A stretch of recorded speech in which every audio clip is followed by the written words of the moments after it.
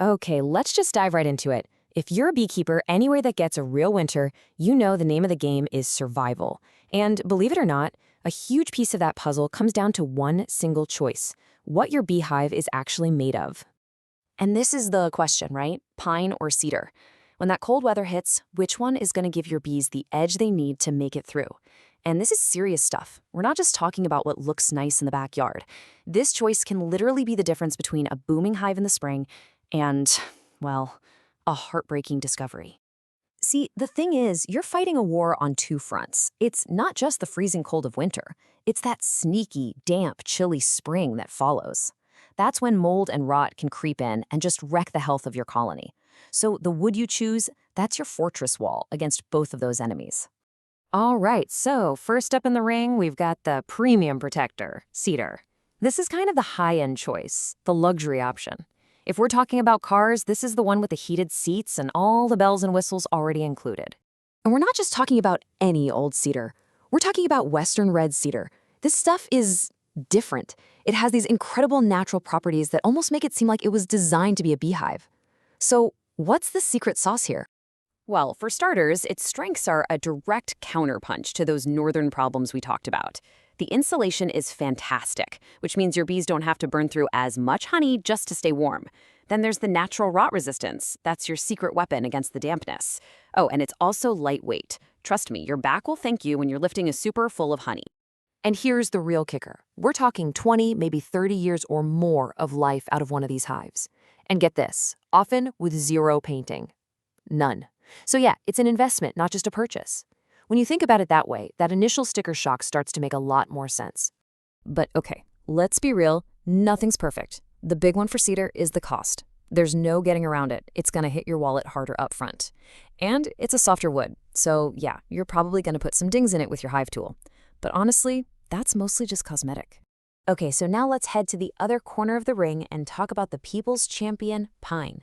This is the classic, the traditional, the affordable workhorse that you'll see in apiaries all over the world. And there's a good reason it's the standard, right?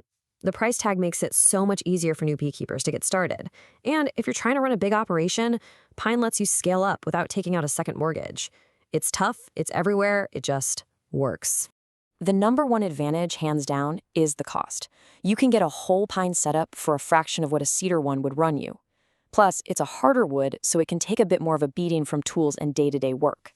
But, and this is a really big but, that low price comes with a catch. You can't just put a raw pine box out in the rain and expect it to last. It has to be painted or treated, no exceptions. Otherwise, rot will eat it for lunch. It also doesn't insulate as well, and man, is it heavier. You'll definitely feel that difference. Okay, we've seen both fighters. We know their moves, their strengths, their weaknesses. So now it's time for the main event. Let's put them side by side and see what happens. So, who wins this showdown? When the chips are down, which one takes the crown? Let's break it down.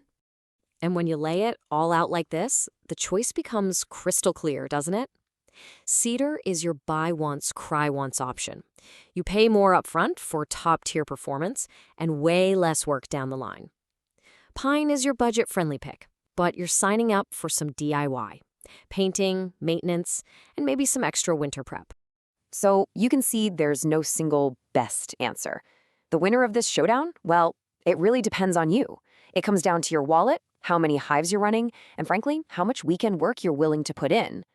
So here's my take. If you're in it for the long haul, maybe you've just got a couple of hives and you'd rather spend your time watching bees than painting boxes, then cedar is an amazing investment.